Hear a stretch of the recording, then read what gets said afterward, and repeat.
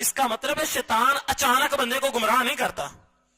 یہ بڑا سمجھدار ہے, اتنا بچہ نہیں ہے, یہ بڑے مقرب بندوں میں رہ چکا ہے اور اس کا بڑا تجربہ ہے, ہم سے پہلے کا یہ زندہ ہے, جب سے زمین بنی, جب سے حضرت آدم علیہ السلام تب سے یہ زندہ ہے.